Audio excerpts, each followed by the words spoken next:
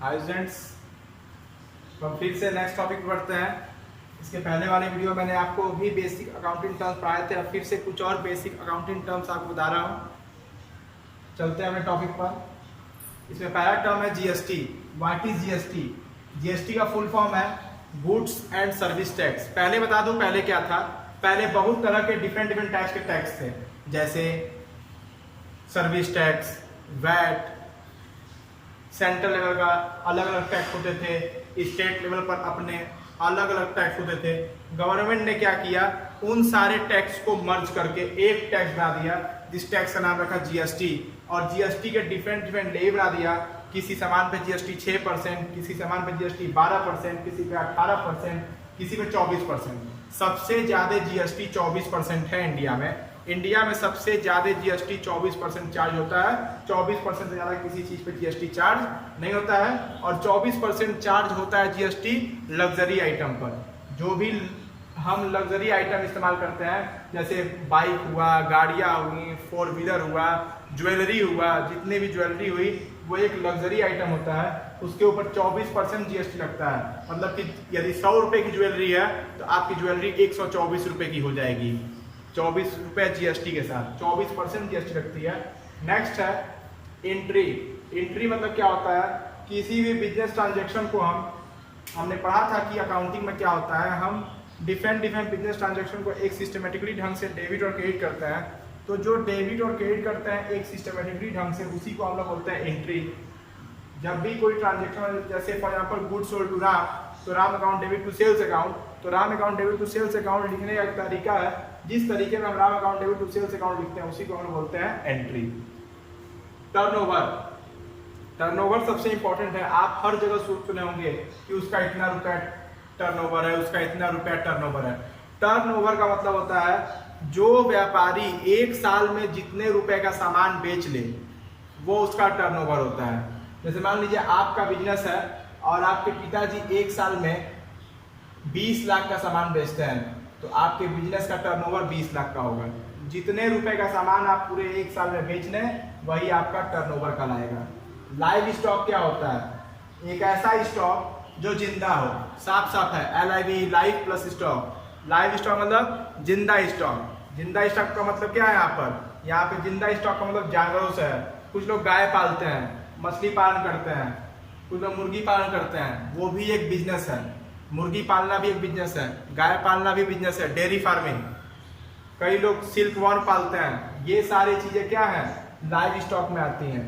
Live stock में गाय, भैंस, silk worm, भेड़ पालन, बकरी पालन, बहुत सारे लोग ऐसे बिजनेस कर रहे हैं। सेरीकल्चर कर रहे हैं, एपीकल्चर कर रहे हैं, डेयरी फार्मिंग कर रहे हैं। ये सारी चीजें लाइव स्टॉक में आती हैं। इन्वेस्टमेंट क्या होता है, नेक्स्ट टॉपिक है इन्वेस्टमेंट। What is investment? एक ऐसा अमाउंट जो हम कहीं खर्च करते हैं इन फ्यूचर प्रॉफिट होने के लिए। An amount which we expense today. एक ऐसा अमाउंट जिसे हम आज तो खर्च करते हैं but for the future profit, future profit के लिए, उसी को हम लोग इन्वेस्टमेंट बोलते हैं। इन्वेस्टमेंट किसे बोलते हैं, एक ऐसा खर्च जो हम आज करते हैं कल की प्रॉफिट के लिए। जैसे फॉर एग्जांपल कुछ लोग होते हैं जो अपने लिए, अपने बच्चों के लिए, आपके मम्मी पापा होंगे, आपके मम्मी पापा आप लोग के लिए इंश्योरेंस जरूर करवाए होंगे। तो जो आपके मम्मी पापा आप लोग के लिए इंश्योरेंस करवाए हैं, तो आज वो जो मम्मी पापा इंश्योरेंस करा रहे हैं, तो आज वो उनके लिए खर्च है। लेकिन जब जिस दिन वो इंश्योरेंस की मैच्योरिटी टाइम पूरी हो जाएगी, तो उनके लिए कहीं ना कहीं वो एक लार्ज अमाउंट तैयार हो जाएगा जिससे वो नया काम कर सकें। तो इन्वेस्टमेंट क्यों करते हैं? इन्वेस्टमेंट एक ऐसा अमाउंट जो आज तो हम करते हैं खर्च मानकर, लेकिन इन फ्यूचर प्रॉफिट समझकर हम उसको करते हैं, उसको हम लोग इन्वेस्टमेंट बोलते हैं। जैसे आप लोग के मम्मी पापा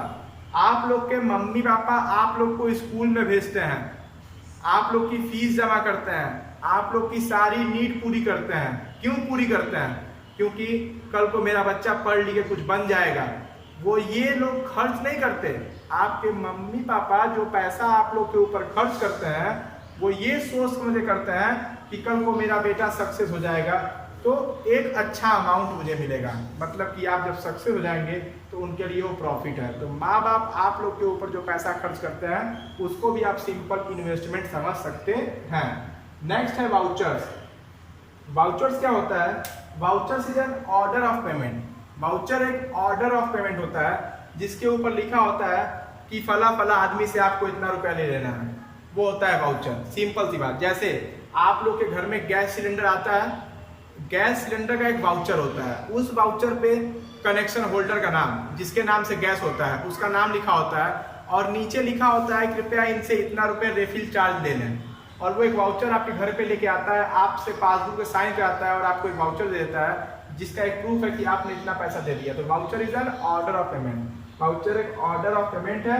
एक पेमेंट करने के बाद वो वाउचर हम उस पर्सन को दे देते हैं कि लीजिए ये वाउचर आपका था, पैसा हमको दीजिए। मतलब वाउचर उस आदमी को दे देते हैं और पैसा उससे दे देते हैं, जिससे उस आदमी के पास एक प्रूफ होता है कि उस आदमी ने पैसा पेड कर दिया। इस वीडियो में मैंने आपको क्या क्या बताया? जीएसटी में बताया, एंट्री बताया, टर्नओवर बताया, लाइव स्टॉक बताया, इन्वेस्टमेंट बताया और वाउचर्स के बारे में बताया।